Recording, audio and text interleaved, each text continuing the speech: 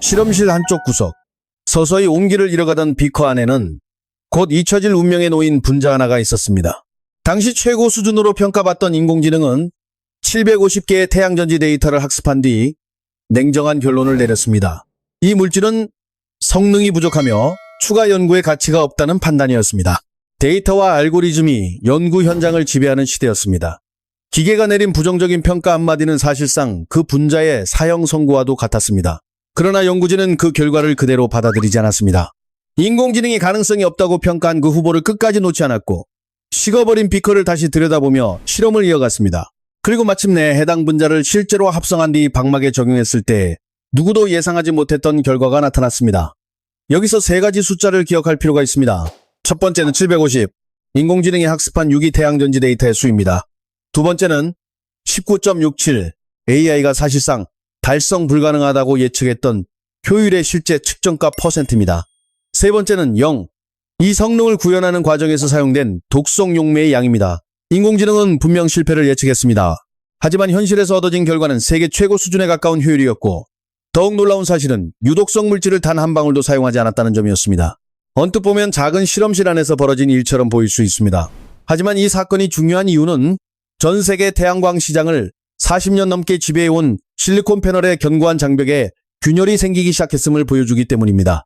앞으로는 건물의 유리창은 물론 우리가 입는 의류까지도 전기를 생산하는 발전 장치로 바뀔 가능성이 열리고 있습니다. 무엇보다도 흥미로운 점은 인공지능의 확신을 인간 연구자의 직감이 뒤집었다는 사실입니다. 도대체 AI가 발견하지 못했던 비밀은 무엇이었을까요? 이 이야기는 세 장면으로 이어집니다. 먼저 가장 뛰어난 예측 능력을 자랑하던 인공지능이 왜 이 물질 앞에서 오판했는지 살펴봅니다. 이어서 해당 분자가 용액 속에서 보여준 독특한 행동의 정체를 추적합니다. 마지막으로 이 작은 분자의 발견이 가정의 전기요금부터 한국 산업의 미래 성장 동력까지 어떻게 영향을 줄 수 있는지 더 큰 그림을 살펴보게 됩니다. 모든 시작은 한 장의 부정적인 성적표였습니다. 오늘날 신소재 연구 현장은 과거와 완전히 달라졌습니다. 예전에는 연구자가 직접 수백 번, 수천 번의 실험을 반복하며 결과를 확인해야 했습니다. 그러나 지금은 인공지능이라는 거대한 선별 시스템이 그 앞에 자리 잡고 있습니다. 새로운 물질 후보가 등장하면 가장 먼저 AI에게 가능성을 묻습니다. 이 소재를 개발할 가치가 있는가? 인공지능은 과거 데이터를 분석해 점수를 부여합니다. 평가가 낮게 나오면 시간과 비용이 많이 드는 실제 실험은 시작조차 하지 않습니다. 이런 방식은 배터리, 반도체, 신약 개발을 포함한 첨단 산업 전반에서 이미 표준처럼 자리 잡았습니다. 이유는 단순합니다. 신소재 하나를 검증하는 데 들어가는 비용과 시간이 엄청나기 때문입니다. AI를 활용해 가능성이 낮은 후보를 미리 제거하면 수십 년이 걸릴 연구를 수개월 수준으로 단축할 수 있습니다. 하지만 이 효율성 뒤에는 치명적인 맹점이 존재합니다. 인공지능이 탈락시킨 후보 물질은 대부분 다시 검토되지 않습니다. 신약이든 배터리 소재든 기계가 가능성 없음이라는 판정을 내리는 순간 연구과제는 조용히 사라집니다. 문제는 버려진 후보들 가운데 진짜 보석이 섞여 있을 수도 있다는 사실입니다. 그러나 누구도 다시 들여다보지 않기에 그것이 보석인지 돌멩인지 확인할 방법조차 없습니다. 결국 기계의 판단이 곧 연구의 종결을 의미하게 되는 것입니다. 이번 사례가 특별한 이유도 바로 여기에 있습니다. 유니스트의 양창 교수 연구팀과 성균관대학교의 고두현 교수 연구팀은 기존 방식대로 접근했습니다. 연구진은 과거에 확보된 유기 태양전지 관련 데이터 750개를 인공지능에 학습시켰습니다. 사람에 비유하면 태양전지 분야의 시험 문제 750세트를 미리 풀어본 셈입니다. 그 정도 경험이라면 대부분의 분자 성능을 상당한 정확도로 예측할 수 있는 수준이었습니다. 그런데 연구진이 새롭게 설계한 YBOB라는 분자를 평가한 순간 예상과 다른 결과가 나왔습니다. AI는 이 물질이 태양전지의 핵심 지표 가운데 하나인 개방전압을 크게 떨어뜨릴 것이라고 판단했습니다. 개방전압은 태양전지가 빛을 받았을 때 얼마나 강한 전압을 만들어내는지를 나타내는 중요한 수치입니다. 값이 높을수록 우수한 태양전지라고 볼 수 있습니다. 하지만 인공지능은 YBOB가 이 성능을 악화시킬 것이라고 결론 내렸습니다. 요약하면 이런 의미였습니다. 이 분자는 성능이 기대 이하이므로 추가 연구는 불필요하다. 대부분의 연구 프로젝트라면 바로 여기에서 끝났을 것입니다. 750개 데이터를 학습한 AI가 부정적인 평가를 내렸는데 굳이 시간과 자금을 투입할 이유가 없기 때문입니다. 실제로 많은 후보 물질들이 2단계에서 폐기됩니다. 그러나 연구팀은 다른 선택을 했습니다. 그들은 기계가 보지 못한 영역이 존재한다고 생각했습니다. 그리고 바로 그 의심이 결국 세계 최고 수준에 근접한 성과를 만드는 출발점이 되었습니다. 그렇다면 인공지능은 무엇을 놓친 것일까요? 핵심은 AI의 예측 방식에 숨어 있었습니다. 인공지능은 개별 분자를 하나씩 분리한 상태에서 구조와 형태를 분석합니다. 분자의 크기, 무게, 형태, 전자구조와 같은 특성값을 입력받아 점수를 계산합니다. 다시 말해 분자가 혼자 존재할 때의 능력만 평가하는 것입니다. 하지만 실제 태양전지 안에서 분자들은 결코 혼자 움직이지 않습니다. 수십억 개의 분자가 함께 모여 거대한 방막을 형성하며 서로 영향을 주고받습니다. 게다가 처음에는 액체 상태의 용액 안에 존재하다가 용매가 증발하면서 고체 구조로 변합니다. 이 과정에서 분자들이 어떤 방식으로 배열되는지가 최종 성능을 결정합니다. 문제는 이러한 집단 행동이 개별 분자의 정보만으로는 예측하기 어렵다는 점입니다.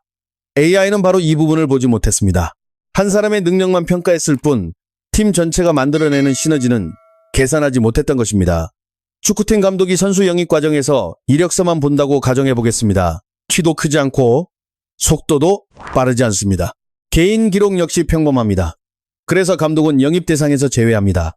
하지만 실제 경기장에 들어가 동료들과 호흡을 맞추는 순간 상황은 완전히 달라질 수 있습니다. 단 한 번의 패스로 경기 흐름을 바꾸는 핵심 선수가 될 수도 있기 때문입니다. 인공지능이 YBO부를 평가한 방식도 이와 같았습니다. 개인 성적표만 보고 후보를 제외했지만 다른 분자들과 함께 있을 때 발생하는 놀라운 집단 행동은 예측하지 못했습니다. 바로 연구진이 사전응집이라고 부른 현상입니다. 결국 AI는 개별 능력은 읽었지만 팀워크는 읽지 못했던 것입니다. 그리고 이 팀워크야말로 이번 발견의 진정한 주인공이었습니다. 그렇다면 YBOV는 왜 스스로 모여들었을까요? 연구진은 분자의 결사슬 구조를 새롭게 설계했습니다. 분자에는 중심 골격이 있고 그 주변으로 팔처럼 뻗은 결사슬이 존재합니다. 기존의 유연한 구조 대신 연구진은 단단하고 쉽게 뒤틀리지 않는 형태를 적용했습니다. 부드러운 결사슬은 분자 배열을 흐트러뜨리기 쉽습니다. 반면 단단한 구조는 분자들이 빈틈없이 정렬되도록 유도합니다. 그 결과 YBOB 분자들은 용매 안에 녹아있는 상태에서도 독특한 행동을 보였습니다. 누가 지시하지 않았음에도 서로 가까워지며 규칙적인 배열을 만들기 시작한 것입니다. 마치 강력한 자석이 달린 옷을 입은 사람들이 좁은 공간에 들어서자 자연스럽게 줄을 맞춰 서는 것과 비슷했습니다. 이 현상이 바로 사전응집입니다. 사실 분자들이 서로 모이는 현상 자체는 특별하지 않습니다. 중요한 것은 얼마나 강하게, 얼마나 질서정연하게 결합하느냐입니다. 기존의 우수한 소재들도 응집 현상은 나타났습니다. 그러나 결합력이 약해 구조 중간에 끊김이 생기기 쉬웠습니다. 반면 YBOB는 자물쇠와 열쇠가 정확히 맞물리듯 훨씬 안정적이고 강한 결합을 형성했습니다. 그리고 바로 이 차이가 훗날 전자가 이동하는 끊김없는 통로를 만드는 결정적 열쇠가 됩니다. 이제 진짜 핵심이 등장합니다. 왜 이 미리 형성된 응집체가 그렇게 중요한 것일까요? 태양전지를 제작할 때는 분자가 녹아있는 용액을 기판 위에 얇게 펴바른 뒤 액체를 증발시켜 고체 방막으로 만듭니다. 일반적인 분자들은 액체 상태에서 제각기 흩어져 있다가 건조 과정에서 무질서하게 얽히며 굳어집니다. 그러나 YBOB는 달랐습니다. 이미 용액 단계에서 정렬된 상태였기 때문에 이 응집체가 결정 성장의 씨앗 역할을 수행했습니다. 눈 결정이 작은 핵을 중심으로 사방으로 자라나듯 이 씨앗 구조가 주변 분자들까지 끌어들여 질서 있게 배열시킨 것입니다. 바로 이 순간 태양전지 내부에서 전기가 이동하는 가장 중요한 길이 만들어지기 시작했습니다. 태양전지 내부에는 햇빛을 받아 전하를 만들어내는 광활성층이라는 핵심 구간이 존재합니다. 이 층에서는 분자들이 얼마나 정돈되어 배열되느냐에 따라 성능 차이가 크게 벌어집니다. 구조가 흐트러져 있으면 생성된 전하가 이동 경로를 찾지 못한 채 중간에서 소멸합니다. 반대로 질서정연하게 정렬되어 있으면 전하는 거의 막힘없이 이동하게 됩니다. 바로 여기에서 YBOV가 만들어낸 씨앗 효과가 힘을 발휘했습니다. 이 물질은 전하가 지나갈 길을 정교하게 정리해 준 것입니다. 조금 더 자세히 살펴보겠습니다. 태양광이 광활성층에 도달하면 빛 에너지가 전기적 입자를 생성합니다. 하지만 생성된 직후 곧바로 사용 가능한 전기가 되는 것은 아닙니다. 양극과 음극까지 안전하게 이동해야 비로소 전류로 활용될 수 있습니다. 문제는 이동 과정입니다. 전하가 지나가는 통로가 복잡하고 불안정하면 도착하기 전에 에너지를 잃고 사라집니다. 어렵게 만들어낸 전기가 목적지에 도달하지 못한 채 증발하는 셈입니다. 그래서 분자 구조를 반듯하게 만드는 작업이 무엇보다 중요합니다. 울퉁불퉁한 비포장길에서는 차량이 속도를 내지 못하고 자주 흔들립니다. 그러나 곧게 뻗은 고속도로에서는 훨씬 빠르고 안정적으로 이동할 수 있습니다. YBOEB는 전하가 달리는 길을 분자 수준에서 설계한 존재였습니다. 마치 8차선 고속도로를 깔아준 것과 비슷했습니다. 그 결과 전압 손실은 크게 감소했습니다. 그리고 AI가 낮게 나올 것이라고 확신했던 개방전압은 예상치를 훨씬 뛰어넘는 수준으로 나타났습니다. 한 문장으로 정리하면 이렇습니다. 평범해 보였던 분자가 스스로 응집하는 특성을 통해 전기의 초고속 통로를 구축했고 인공지능은 바로 그 집단 행동을 읽어내지 못했던 것입니다. 그런데 놀라운 이야기는 여기서 끝나지 않았습니다. YB-OV는 단독으로도 뛰어난 성능을 보였지만 다른 소재와 함께 사용했을 때 더 큰 가능성을 보여주었습니다. 연구진이 다양한 재료 조합의 YB-OV를 극소량 첨가해 실험한 결과 해당 조합들의 효율까지 함께 향상됐습니다. 혼자만 우수한 것이 아니었습니다. 주변 분자들의 배열까지 정돈해주는 역할을 수행한 것입니다. 일종의 정리 전문가처럼 행동한 셈입니다. 이는 새로운 소재를 처음부터 다시 개발하지 않아도 기존 재료에 YB-OV를 소량 적용하는 것만으로 성능 향상을 기대할 수 있다는 의미입니다. 따라서 활용 범위는 훨씬 넓어졌습니다. 특정 분야에서만 사용 가능한 일회성 기술이 아니라 다양한 조합에 적용할 수 있는 범용 첨가제로서의 가능성을 보여준 것입니다. 하지만 이 분자가 남긴 가장 결정적인 성과는 따로 있었습니다. 바로 독성을 제거했다는 점입니다. 유기태양전지 분야에는 오랫동안 해결되지 않은 문제가 있었습니다. 높은 효율을 얻기 위해서는 클로로벤젠과 같은 강한 독성 용매를 사용할 수밖에 없었다는 사실입니다. 이 물질은 인체에 위험할 뿐 아니라 작업자의 건강에도 부담을 줍니다. 폐기 과정에서도 환경에 부정적인 영향을 남깁니다. 그럼에도 사용이 계속된 이유는 단순했습니다. 친환경 용매를 적용하면 효율이 급격히 낮아졌기 때문입니다. 결국 친환경 전력을 생산한다는 목표를 추구하면서도 제조 현장에서는 유독성 물질을 사용해야 하는 모순이 존재했습니다. 그런데 연구진은 이러한 한계를 정면으로 돌파했습니다. 독성 용매를 완전히 제거하고 오소자일렌이라는 친환경 용매로 대체한 것입니다. 그럼에도 불구하고 효율은 19.67%를 유지했습니다. 보통 친환경 용매로 바꾸면 성능 저하가 뒤따르지만 YB-OV는 달랐습니다. 친환경 환경에서도 스스로 응집하는 특성을 그대로 유지했기 때문에 높은 효율을 보존할 수 있었습니다. 앞서 언급한 숫자 0, 맹독성 용매 사용량이 0이라는 말의 진짜 가치가 바로 여기에 있습니다.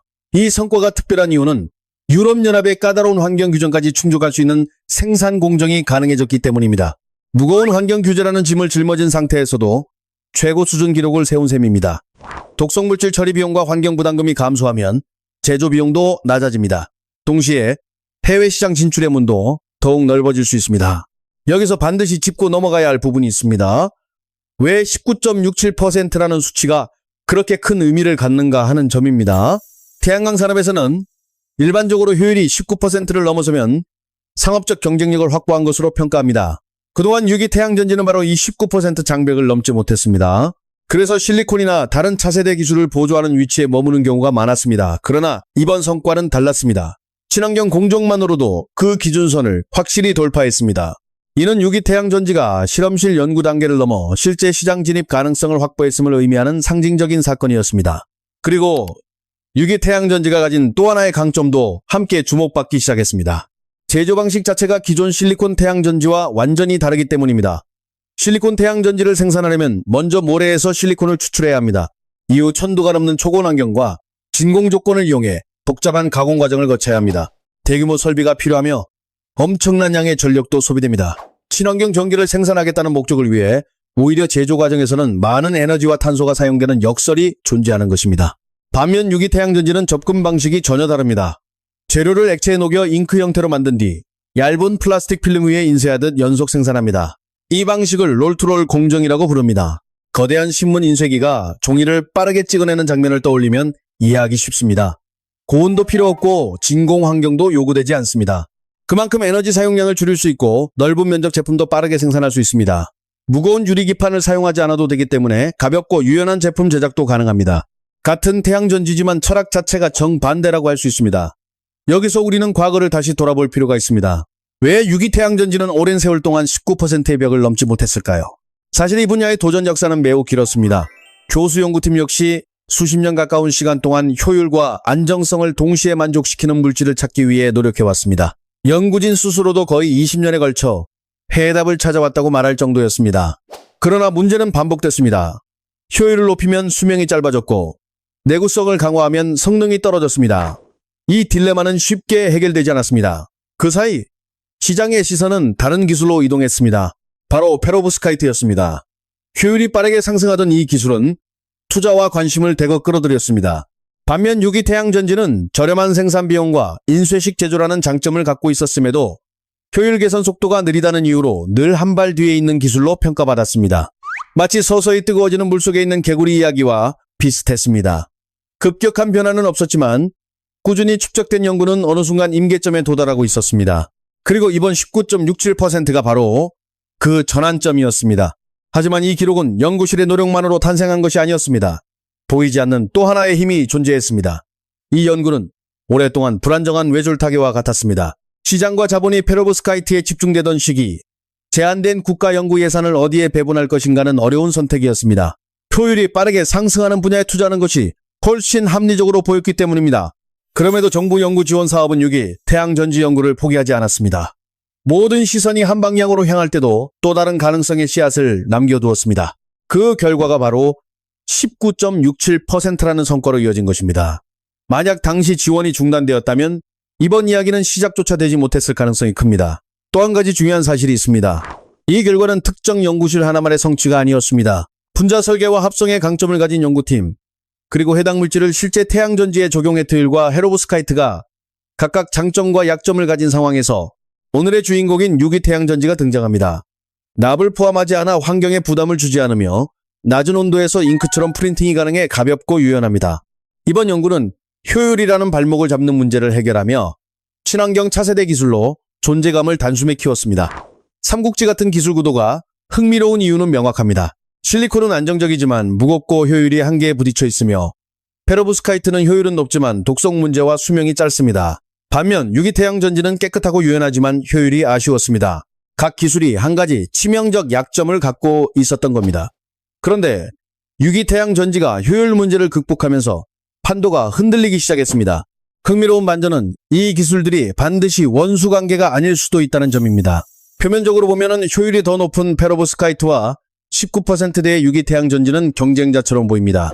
한쪽이 승리하면 다른 쪽이 패배하는 듯하지만 연구의 흐름을 보면 두 기술을 결합하려는 시도가 이미 진행 중입니다. 높은 효율과 뛰어난 유연성을 결합해 단독으로는 만들 수 없는 새로운 장치를 만들려는 움직임입니다. 서로 다른 파장의 빛을 흡수하도록 층을 쌓으면 이전에 버려지던 빛조차 전기로 바꿀 수 있습니다.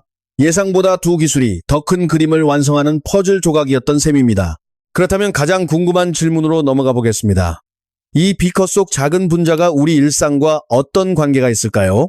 지금 우리는 전기를 사용하려면 멀리 떨어진 발전소에서 만들어진 전기를 송전탑을 거쳐 도시로 끌어와야 합니다. 이 과정에서 송전탑 설치 문제로 갈등이 발생하고 전기를 이동시키며 생기는 손실도 적지 않습니다. 하지만 만약 우리가 사는 빌딩의 유리창 자체가 전기를 생산할 수 있다면 어떨까요? 유기태양전지는 이 가능성을 현실로 바꿉니다. 가볍고 반투명하게 만들 수 있어 아파트 창문이 채광을 방해하지 않으면서 은은하게 햇빛을 흡수해 전기를 생산할 수 있습니다.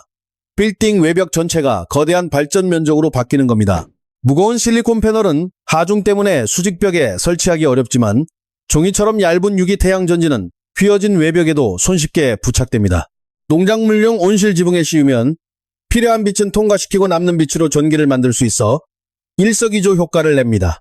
건물 차양에 설치하면 눈부심을 줄이면서 전기를 생산할 수도 있습니다. 이 기술이 상용화되면 멀리서 전기를 끌어올 필요가 줄어듭니다. 건물이 단순 소비자가 아닌 전기를 생산하는 주체로 바뀌는 겁니다. 흥미로운 점은 이 기술이 건물에만 국한되지 않는다는 것입니다. 유연하고 가벼운 특성을 살리면 자동차 지붕, 스마트폰, 심지어 옷까지 전기를 만드는 표면으로 바꿀 수 있습니다. 보조 배터리 없이도 햇빛만 받으면 착용 중인 재킷이 기기를 충전해주는 시대가 올 수 있는 거죠. 전기를 만드는 권력이 거대한 발전소에서 개인 일상으로 이동하는 셈입니다. 이 변화는 단순한 편리함을 넘어 국가 경제와 안보 문제와도 연결됩니다. 현재 전 세계 태양광 시장은 저가 실리콘 패널을 앞세운 중국이 사실상 지배하고 있습니다.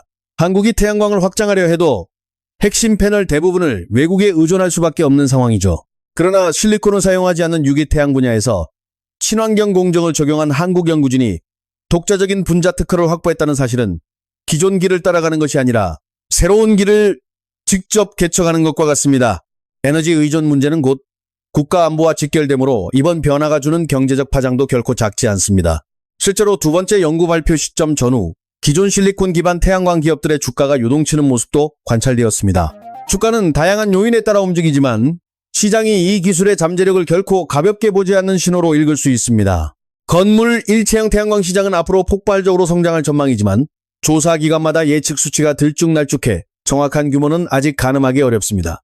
이는 그만큼 미개척에 거대한 공간이 남아있다는 뜻이고 먼저 깃발을 꽂는 쪽이 미래 시장을 선점할 가능성이 높습니다. 그러나 균형 감각도 필요합니다. 이번 19.67% 효율은 작은 실험실 크기에서 달성한 성과입니다. 연구팀이 면적을 58.5제시엠으로 확대했을 때도 작은 크기 대비 80% 이상의 성능을 유지했지만 실제 상업용 대형 제품에서도 동일한 성능을 유지할지는 추가 검증이 필요합니다. 실험실 손바닥만한 성공과 공장 대량 생산은 또 다른 과제입니다. 유기태양전지의 오랜 숙제인 수명 문제도 남아 있습니다. 유기물은 햇빛, 공기 중 수분과 산소에 노출되면 결합이 끊어지고 약해지는 특성이 있습니다. 실리콘이 25년 이상 버티는 것과 비교하면 아직 따라잡아야 할 기술적 장벽이 존재합니다. 이를 해결하려면 특수 보호막으로 봉지 공정을 해야 하는데 경우에 따라 보호막 비용이 전지 본체보다 더 높아지는 상황도 발생할 수 있습니다. 따라서 성능을 유지하면서도 비용을 줄이는 방법을 찾는 것이 다음 과제입니다. 비용 문제도 여전히 중요합니다. 연구를 이끈 양창 교수는 효율이 19%를 넘으면 상용화 가능 수준에 도달하지만 실리콘처럼 저렴하게 사용하기에는 여전히 비용 문제가 있다고 신중히 밝혔습니다. 대신 초기에는 웨어러블 기기나 특수 용도 같은 고가 시장을 먼저 공략하는 전략으로 상용화를 추진하겠다고 밝혔습니다.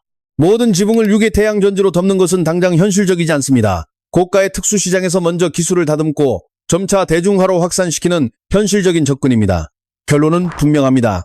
이번 발견은 새로운 가능성의 문을 연 사건이지만 그 길을 완전히 걸어간 것은 아닙니다. 흥분과 냉정을 동시에 고려해야 합니다. 그럼에도 이번 이야기가 주는 가장 강력한 울림은 분명합니다.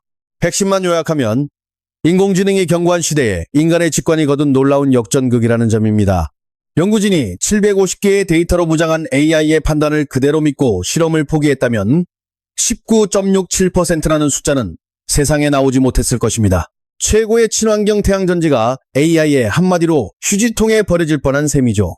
더 놀라운 점은 우리가 이 사실을 알게 된 이유가 연구진이 끝까지 의심했기 때문이라는 것입니다. 만약 포기했다면 이 분자가 보석이라는 사실조차 영원히 알 수 없었을 겁니다. 지금도 AI의 판정을 받고 조용히 폐기되는 후보들 속에 또 다른 보석이 숨어 있을 수 있다는 뜻이기도 합니다. 요즘 세상은 AI가 불가하다고 하면 대부분 거기서 멈춥니다. 데이터가 그렇게 말하는데 누가 반박하겠습니까? 그러나 이번 연구팀은 기계가 계산하지 못하는 영역, 즉 분자가 뭉쳐 만들어내는 집단적 행동을 믿고 끝까지 실험을 밀어붙였습니다. 모두가 기계 판단을 따를 때 기계가 보지 못한 영역을 본 사람만이 누구도 얻지 못한 결과를 손에 넣을 수 있었습니다. 이번 사건은 단순히